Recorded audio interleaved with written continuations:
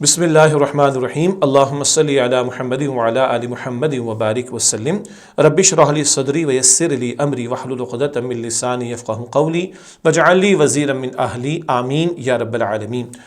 عزیز طلباء و طالبات، محترم حضرات، خواتین و معزز اساتذہ کرام، السلام علیکم ورحمۃ اللہ وبرکاتہ۔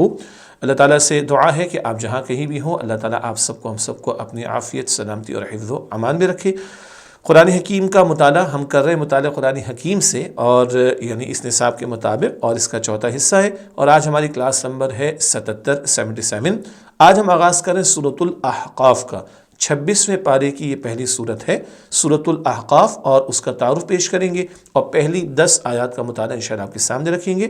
دل فاؤنڈیشن کی جو اس وقت شائع شدہ کتاب ہے، اس کے صفحات ہیں 233 اور 234۔ تو آج کلاس نمبر 77 اور چوتھا حصہ مطالعہ قرآن حکیم کا اور سورۃ الاحقاف کا آغاز ہم کر رہے ہیں۔ سب سے پہلے ہمیشہ کی طرح مقاصد مطالعہ، جو باتیں ہم معلوم کرنا چاہیں گے اور کچھ وضاحتیں آئیں گی، وہ کچھ یہ ہیں۔ نمبر 1، سورۃ الاحقاف کا شان نزول کیا ہے، کس پس منظر میں اس سورت کا نزول ہوا۔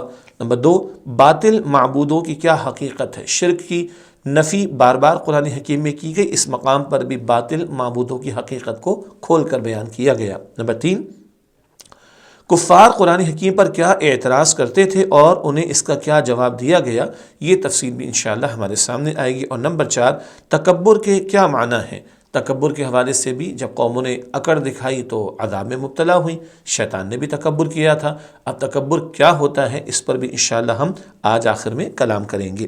تو یہ تو مقاصد مطالعہ میں چند باتیں۔ اب آئیے، کیونکہ سورت کا آغاز ہے تو آپ کو معلوم ہے کہ ہمیشہ ہم پہلے ربط سورت کو بیان کرتے ہیں۔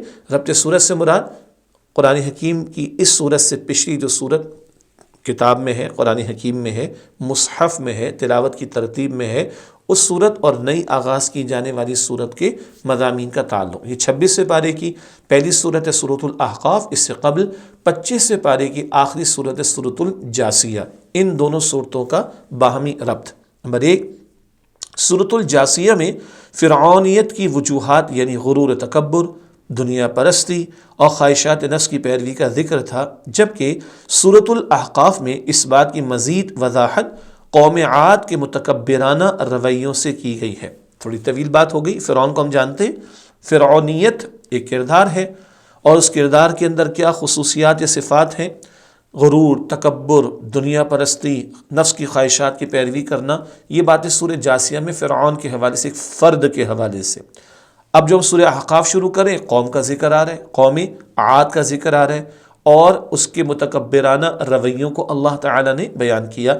تو وہاں ایک فرد کے تکبر کا ذکر تھا، یہاں ایک پوری قوم کے تکبر کا تذکرہ سامنے آئے گا۔ یہ ربط بن گیا دونوں صورتوں کا۔ نمبر 2، سورۃ الاحقاف کی ابتدا میں بھی سورۃ الجاثیہ کی طرح قرآن حکیم کی عظمت و حقانیت کا بیان ہے۔ دونوں صورتوں کے آغاز میں قرآن پاک کی عظمت اور حقانیت کو، سچائی کو بیان کیا گیا۔ نمبر 3، سورۃ الجاثیہ میں بیان کردہ مضامین کو سورۃ الاحقاف میں پھر یاد دہانی کے طور پر بیان کیا گیا ہے، گویا اس سورت کے مضامین گزشتہ سورت کے مضامین میں پیوست ہیں، یعنی جڑے ہوئے ہیں۔ دونوں صورتوں میں اللہ سبحانہ وتعالیٰ نے یکساں مضامین بیان کیے ہیں۔ توحید کا تذکرہ ہے، شرک کی نفی کی گئی ہے، غلط کرداروں اور رویوں کی نفی کی گئی ہے، مذمت کی گئی ہے۔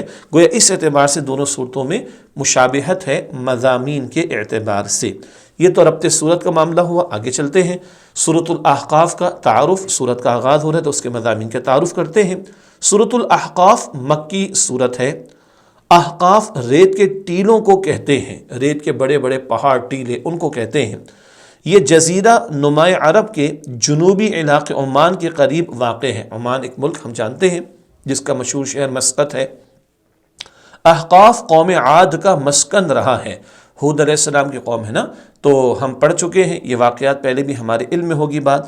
احقاف قوم عاد کا مسکن، قوم عاد اس علاقے میں آباد رہی۔ اس صورت کے آغاز میں شرک کی مذمت کی گئی ہے، نیز قرآن مجید، رسالت اور آخرت پر مشرکین کے اعتراضات کے جوابات دیے گئے ہیں۔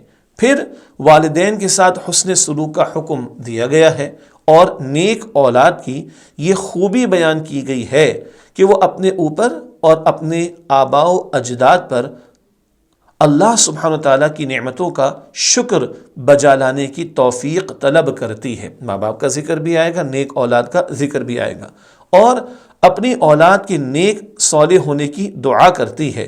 یعنی ایک شخص اپنے والدین کے لیے بھی دعا کرتا ہے جو کہ نیک ہے، اور اپنی اولاد کے لیے بھی دعا کرتا ہے۔ یہ موضوع بھی ہمارے سامنے آئے گا۔ جبکہ نافرمان اولاد کا برا انجام بیان کیا گیا ہے، اللہ تعالیٰ اس سے ہم سب کی حفاظت فرمائے۔ اس کے بعد تاریخ سے برے کردار کی مثال کے طور پر قوم عاد کا قصہ ذکر کیا گیا ہے۔ برے افراد، برے کردار کے بیان کے لیے قوم عاد کا ذکر قرآن کریم تاریخ سے کر رہا ہے۔ سورت کے آخر میں جنات کا نبی کریم صلی اللہ علیہ وآلہ وسلم سے قرآن حکیم سن کر ایمان لانے کا واقعہ اور آخرت کا تذکرہ کیا گیا ہے۔ بہت پیارا واقعہ۔ جنات نے ایمان لا کر نہ صرف یہ کہ حق قبول کیا، بلکہ اس قرآن کی دعوت دینے کے لیے نکل پڑے اپنی قوم کی طرف۔ یہ بڑا ایمان افروز واقعہ بھی سورۃ الاحقاف کے آخر میں ہمارے سامنے آئے گا۔ یہ تو سورت کے مضامین کے اعتبار سے تعارف ہو گیا۔ اب آج ہم سورہ احقاف کی پہلی 10 آیات کا مطالعہ کریں گے، ان کا ترجمہ آپ کے سامنے رکھتے ہیں۔ اعوذ باللہ من الشیطان الرجیم، میں اللہ کی پناہ میں آتا ہوں شیطان مردود سے۔ بسم اللہ الرحمن الرحیم، اللہ کے نام سے شروع جو بڑا مہربان نہایت رحم فرمانے والا ہے۔ پہلی 3 آیات ہمارے سامنے سورہ احقاف کی۔ حامیم، تنزیل الکتابی، اس کتاب کا اتارنا، من اللہ، اللہ کی طرف سے ہے، العزیز الحکیم، جو بہت غالب بڑی حکمت والا ہے۔ ملا کر پڑھنے کی ترتیب، تنزیل الکتاب من اللہ العزیز الحکیم۔ ما خلقنا السماوات والارض، ہم نے پیدا فرمایا آسمانوں اور زمینوں کو، وما بینہما، اور جو کچھ ان کے درمیان ہے، الا بالحق، حق کے ساتھ، واجل مسمی، اور ایک مقرر وقت کے لیے، والذین کفروا عما انذروا، اور کافروں کو جس چیز سے ڈرایا جاتا ہے، معرضون، اسی سے منہ موڑ لیتے ہیں۔ اگلی آیات سورۃ الاحقاف آیات 4 اور 5۔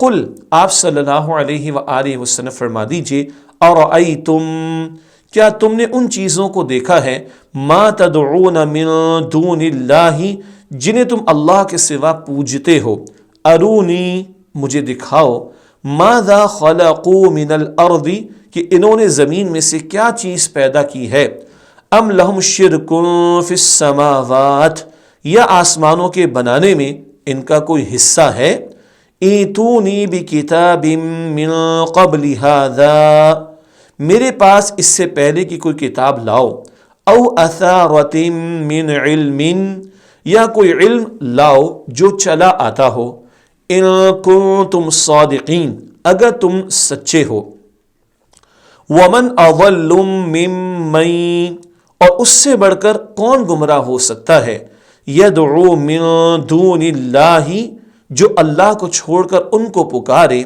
من لا یستجیب لہ، جو اسے جواب نہیں دے سکتے، الی یوم القیامت، قیامت کے دن تک، وہم عن دعائہم غافلون، جبکہ وہ ان کی پکار سے بے خبر ہیں۔ اس کے بعد سورہ احقاف آیات 6 اور 7۔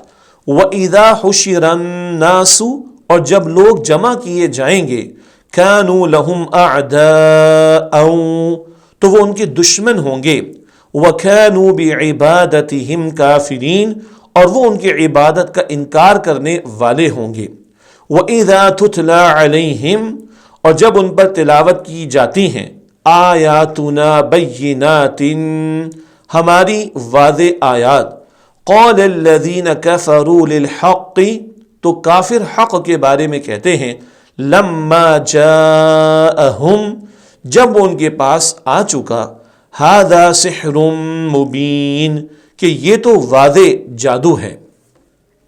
اس کے بعد سورہ احقاف کی آیت نمبر 8۔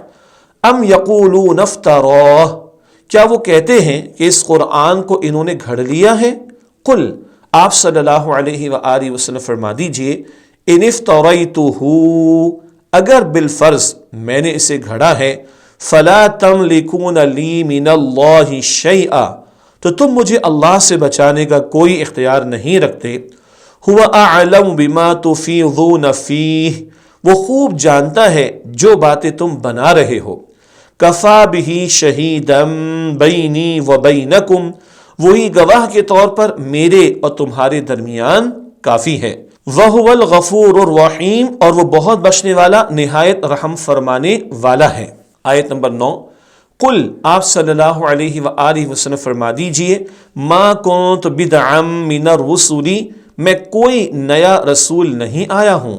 وما ادری ما يفعل بی، اور نہ میں از خود یہ جانتا ہوں کہ میرے ساتھ کیا معاملہ کیا جائے گا.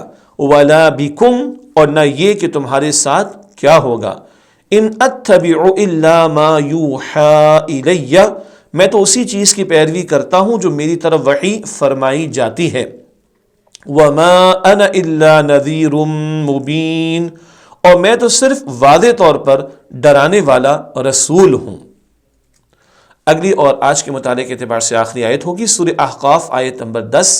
قل، آپ صلی اللہ علیہ وآلہ وسلم فرما دیجئے، ارأیتم، بھلا دیکھو، ان کان من عند اللہ، اگر یہ قرآن اللہ کی طرف سے ہے، وکفرتم بہ، اور تم نے اس کا انکار کر دیا، وشہد شاہد من بنی اسرائیل علی مثلہ، جبکہ بنی اسرائیل کے گواہ نے اس جیسی ایک کتاب کی گواہی دی. فآمن، تو وہ بھی ایمان لے آیا. واستکبرتم، اور تم پھر بھی تکبر کرتے رہے. ان اللہ لا یہدی القوم الظالمین، بے شک اللہ ظالموں کو ہدایت نہیں عطا فرماتا. یہ آج کی 10 آیات جو سورہ احقاف کی ہیں، ابتدائی 10 آیات، ان کا ترجمہ مکمل ہوا. اب آئیے ان آیات کی تشریح کی طرف چلتے ہیں. سب سے پہلے سورہ احقاف کی پہلی آیت حامیم، اس کا ترجمہ نہیں کیا جاتا، آپ کو معلوم ہے حروف مقطعات ہیں، آگے اشارہ بھی کر دیں گے. البتہ ایک اہم نقطہ شان نزول کے اعتبار سے، اس سورت کا شان نزول، یہ سورت اس وقت نازل ہوئی تھی جب جنات کی ایک جماعت نے حضور نبی کریم صلی اللہ علیہ وآلہ وسلم سے قرآن حکیم سنا تھا. معتبر روایات کے مطابق یہ واقعہ ہجرت سے پہلے اس وقت پیش آیا تھا جب حضور اقدس صلی اللہ علیہ وآلہ وسلم طائف سے واپس تشریف لا رہے تھے اور نخلا کے مقام پر فجر کی نماز میں قرآن کریم کی تلاوت فرما رہے تھے. اکثر مفسرین اس واقعے کو نقل کیا. طائف کا واقعہ بہت مشہور، کیا کچھ اللہ کے رسول علیہ السلام سے طائف والوں نے کیا ہمیں معلوم ہے.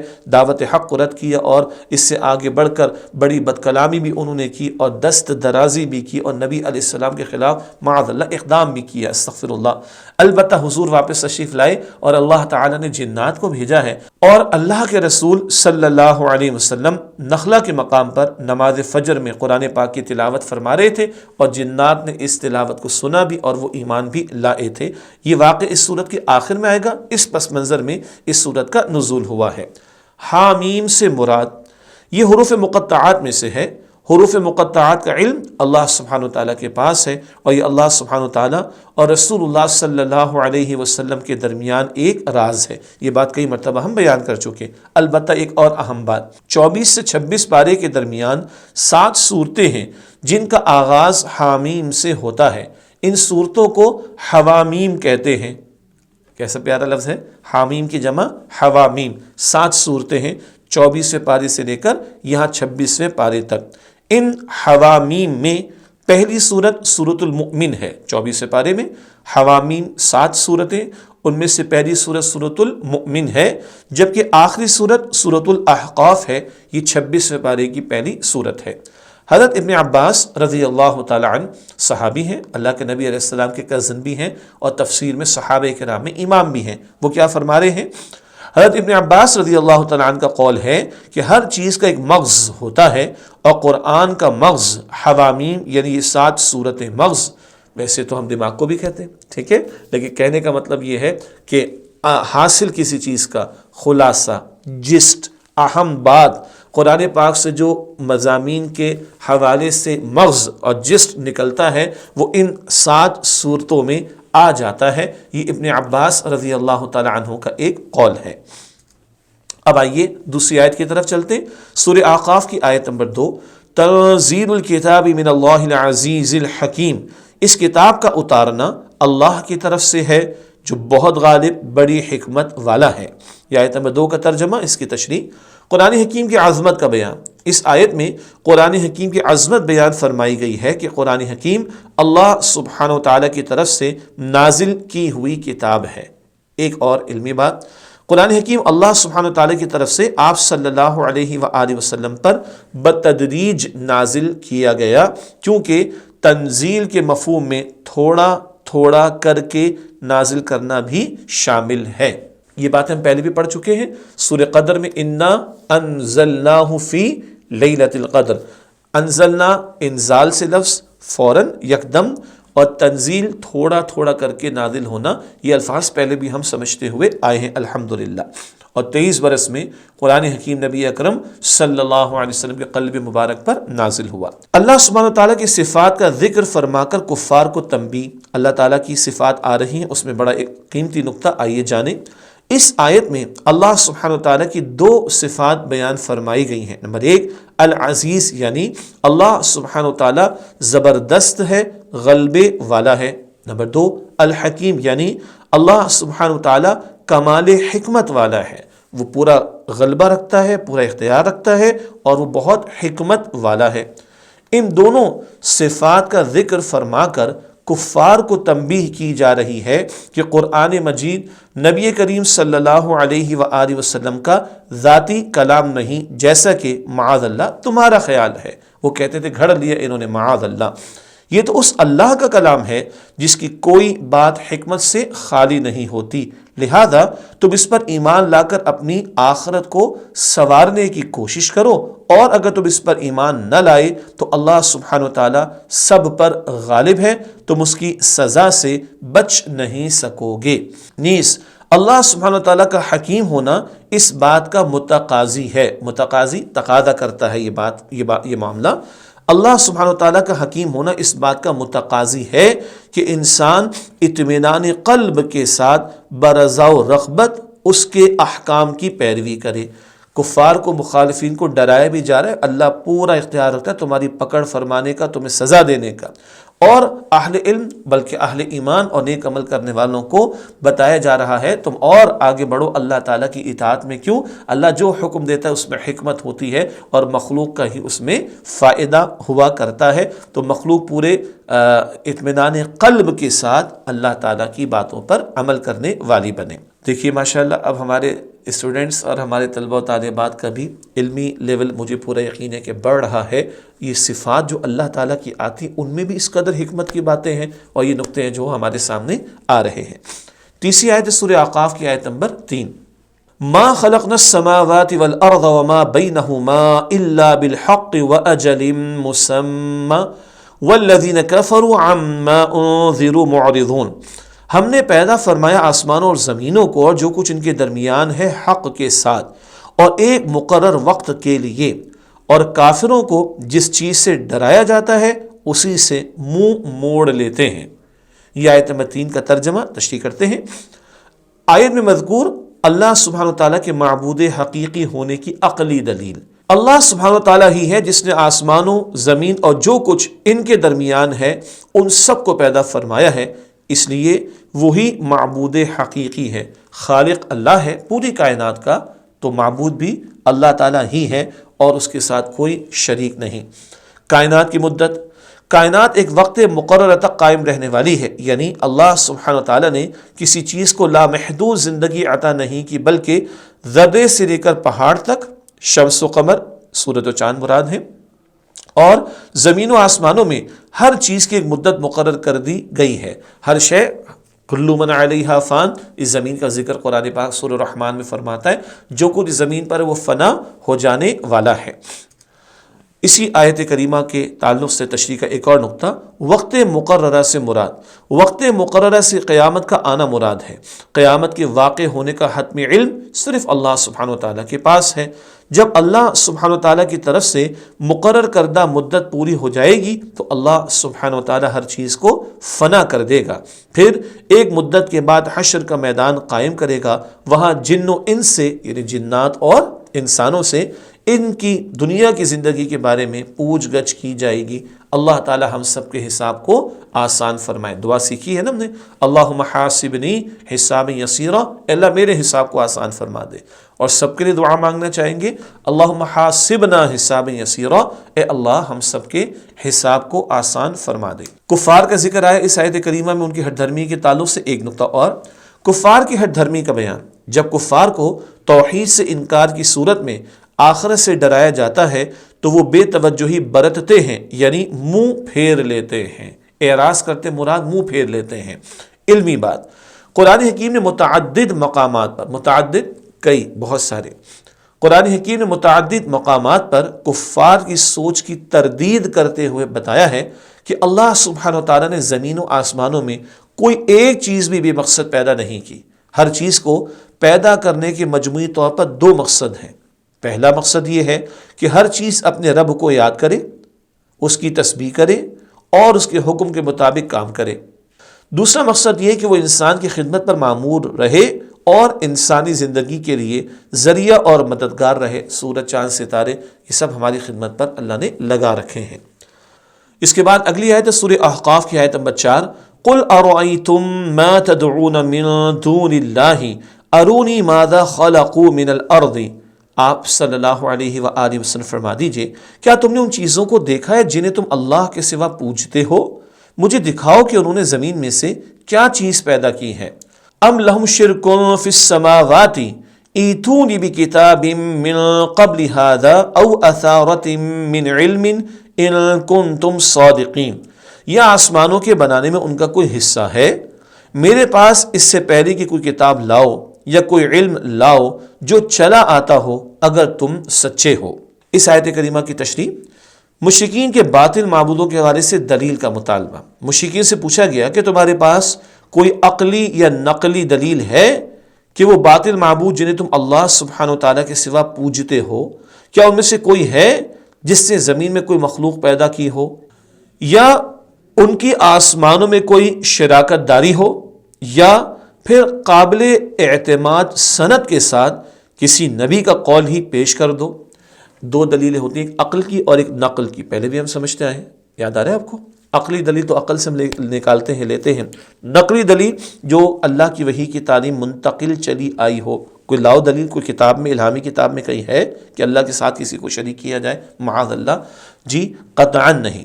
تو یہ ان کو کوشچن کیا جا رہا ہے، کوئی عقلی دلیل تمہارے پاس نہیں، کسی نبی کی تعلیم میں ایسی بات نہیں لکھی، تم اللہ کے ساتھ کیوں شریک کرتے ہو کسی کو؟ عملی پہلو، شرک کے لیے نہ کوئی عقلی دلیل ہے اور نہ کوئی نقلی دلیل۔ یہ تو صرف من گھڑت باتیں ہیں جو محض قصوں، کہانیوں اور مثالوں سے مزین کر کے انسانوں پر پیش کی گئی ہیں، حالانکہ کوئی دلیل شرک کے لیے انسانوں کے پاس بالکل بھی نہیں ہے۔ اگلی آیت ہے سورہ احقاف کی آیت نمبر 5، وَمَنْ أَضَلُّ مِمَّنْ يَدْعُو مِن دُونِ اللَّهِ مَنْ لَا يَسْتَجِيبُ لَهُ إِلَى يَوْمِ الْقِيَامَةِ وَهُمْ عَنْ دُعَائِهِمْ غَافِلُونَ۔ اور اس سے بڑھ کر کون گمراہ ہو سکتا ہے جو اللہ کو چھوڑ کر ان کو پکارے جو اسے جواب نہیں دے سکتے قیامت کے دن تک، جبکہ وہ ان کی پکار سے بے خبر ہیں۔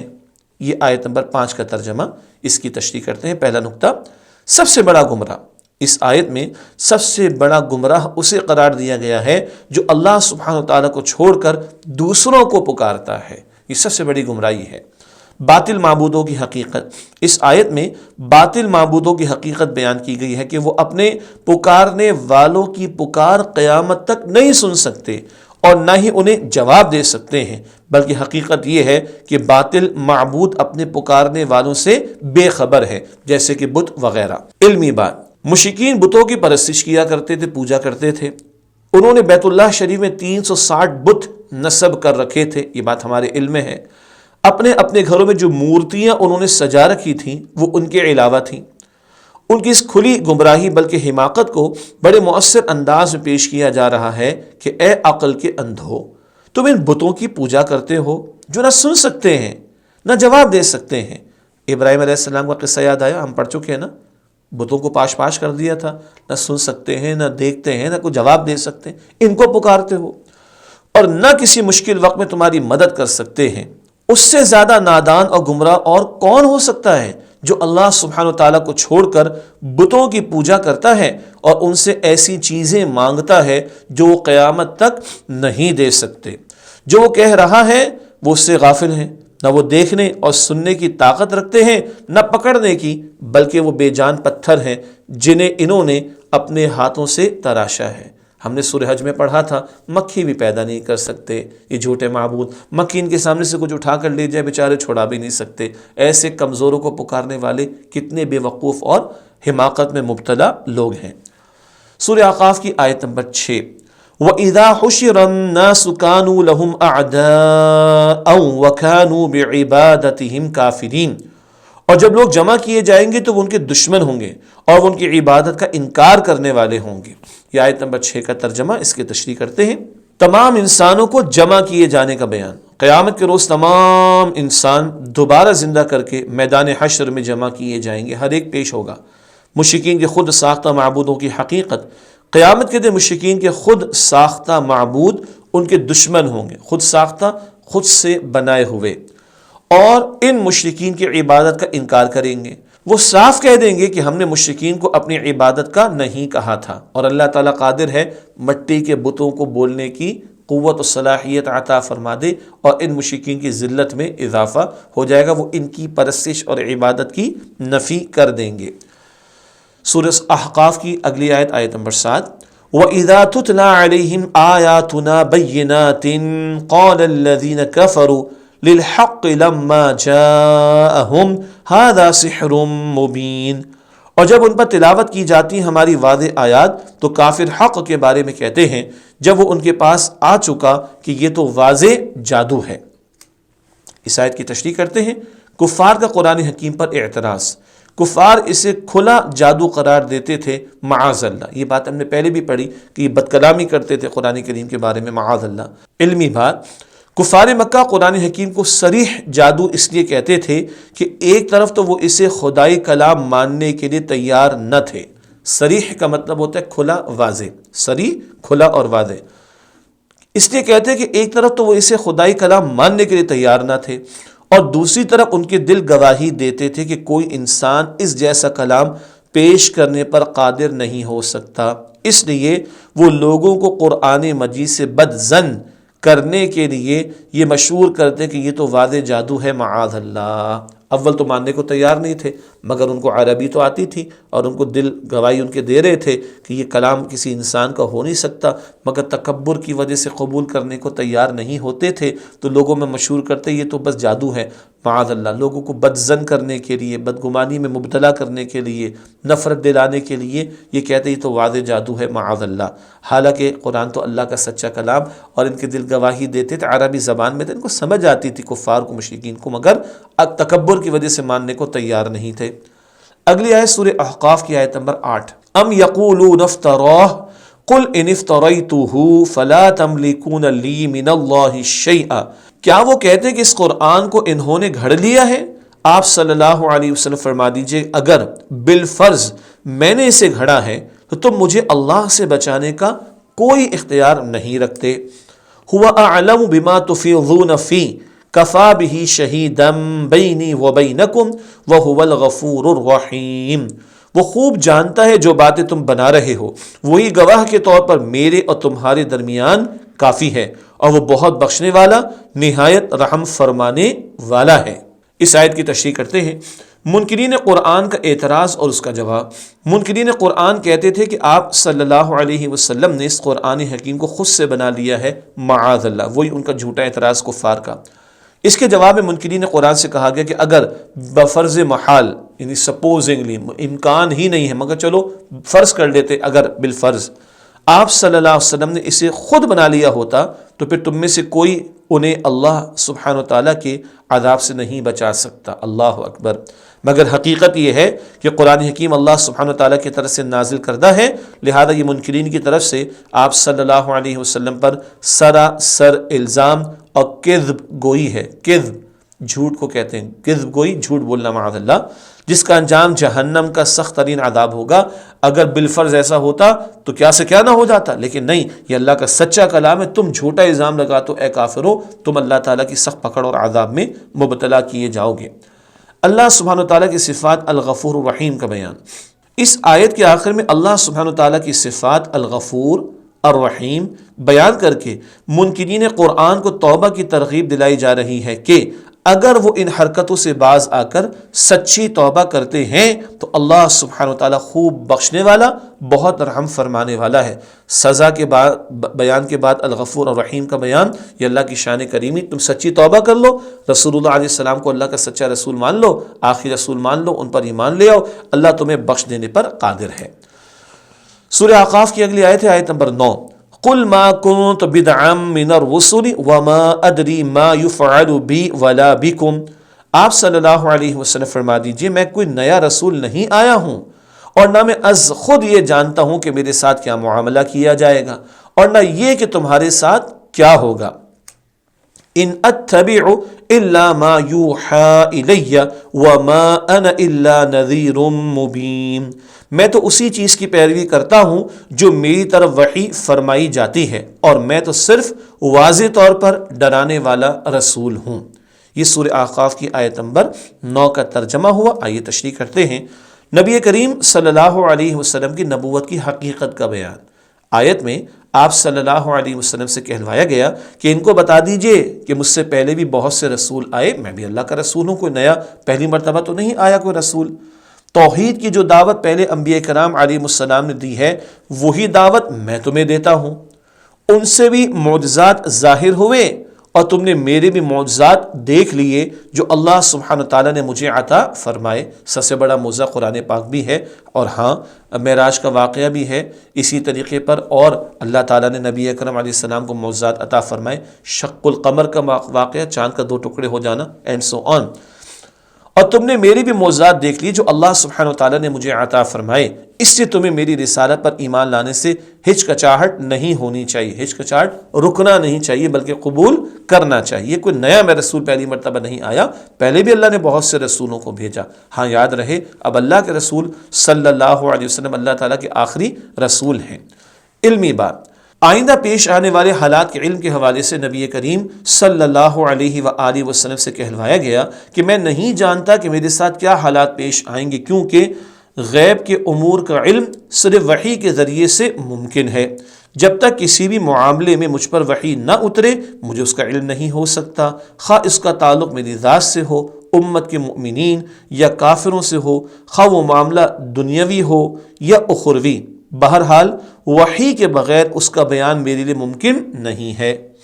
نبی کریم صلی اللہ علیہ وسلم کے علم غیب کے متعلق ادب کا تقاضا یہ ہے کہ یوں کہا جائے کہ اللہ سبحانہ وتعالی نے امور غیب کا رسول اللہ صلی اللہ علیہ وسلم کو بہت بڑا علم عطا فرمایا تھا جو انبیاء کرام علیہ السلام میں سے کسی دوسرے کو نہیں ملا۔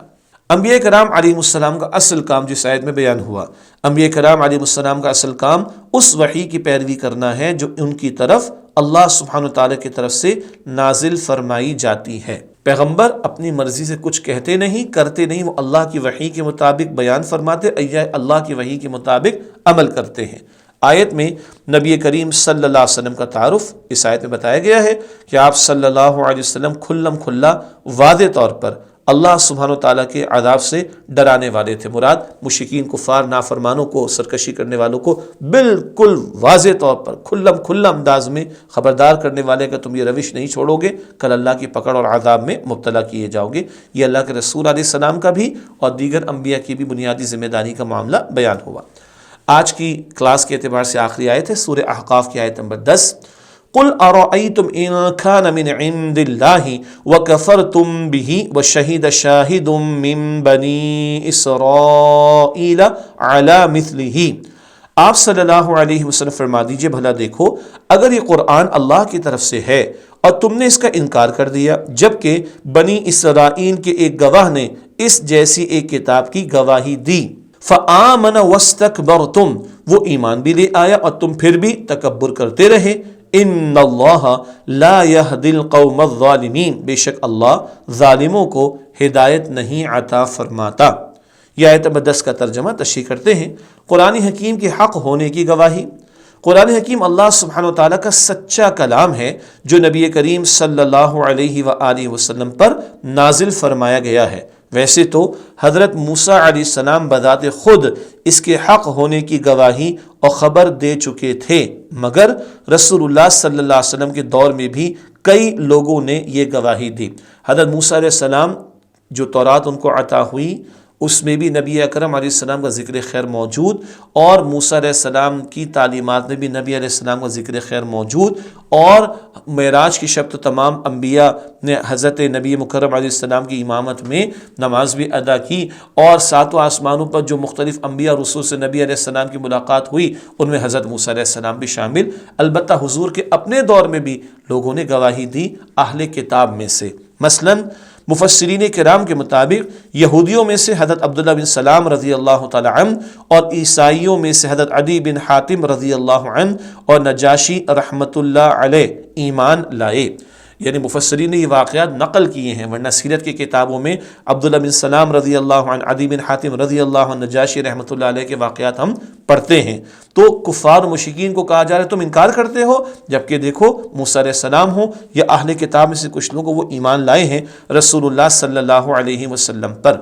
کفار کو دعوت، آیت میں کفار کو ایمان بالرسالت یعنی حضور اکرم صلی اللہ علیہ وسلم پر کامل ایمان کی دعوت دی گئی ہے۔ نیز کفار کو غور و فکر کی بھی دعوت دی گئی ہے کہ دیکھو یہ قرآن حکیم اللہ سبحانہ وتعالی کی طرف سے نازل کردہ ہے، اور اس کے حق ہونے کی گواہی بنی اسرائیل کے پیغمبر اور علماء دے چکے ہیں، اور اب بھی کچھ لوگ دے رہے ہیں اور وہ ایمان بھی لاتے ہیں، جبکہ تم اس قرآن اور رسالت میں آپ صلی اللہ علیہ وآلہ وسلم کا انکار کر کے تکبر کرنے والوں میں سے ہو۔ یہ تکبر ان کو لے ڈوبا، اور اس اکڑ میں آ کر نبی علیہ السلام کو انہوں نے انکار کیا، جیسے کہ ابو جہل کا ذکر بار بار ہم کرتے رہے کہ تکبر کی وجہ سے وہ کہتا اگر ان کو میں اللہ کا رسول مان لوں، نبی صلی اللہ علیہ وسلم کو، یہ بڑے ہو جائیں گے میں چھوٹا ہو جاؤں گا۔ اس اکڑ میں آ کر اس نے حق کا انکار کیا۔ قرآن حکیم کا انکار کرنے والے، قرآن حکیم کا انکار کرنے والے متکبر اور ظالم ہوتے ہیں۔ ایسے متکبر اور ظالم لوگوں کو اللہ سبحانہ وتعالی ہدایت نہیں دیتا، تکبر کرنے والوں کو ہدایت نہیں ملتی۔ تکبر کے معنی کیا ہے ہم نے پہلے بھی سمجھا، یاد دہانی کرا لیتے ہیں، میں اپنے آپ کو اور آپ کو بھی یاد دہانی کرائے دیتے ہیں۔ صحیح مسلم میں حضرت عبداللہ بن مسعود رضی اللہ تعالیٰ عنہ سے روایت ہے کہ نبی کریم صلی اللہ علیہ وسلم نے فرمایا الکبر بطر الحق وغمط الناس، تکبر ہے حق سے منہ موڑنا۔ تکبر کیا ہے؟ حق کو چھوڑ دینا، حق سے منہ موڑنا، حق کی مخالفت کرنا، حق قبول نہ کرنا، اور لوگوں کو حقیر سمجھنا۔ یہ بڑی عام سی بات ہے، لوگوں کو ہلکا اور کمتر اور حقیر جاننا، استغفر اللہ۔ تو تکبر ہے حق سے منہ موڑنا اور لوگوں کو حقیر سمجھنا۔ گویا قرآن حکیم کو سچ نہ ماننا بھی ایک قسم کا تکبر کہلائے گا، اور اس کا انکار کرنے والا متکبر وہ ہدایت سے محروم رہے گا۔ اللہ تکبر کی ہر شکل سے ہمیں بچائے، گمراہی سے بچائے، اور اللہ اپنے ہدایت یافتہ بندوں میں ہم سب کو شامل فرمائے۔ اسی کے ساتھ آج کی کلاس کی تکمیل ہوتی ہے، اگلی کلاس میں انشاءاللہ پھر آپ سے ملاقات ہوتی ہے۔ وآخر دعوانا ان الحمد للہ رب العالمین، والسلام علیکم ورحمۃ اللہ وبرکاتہ۔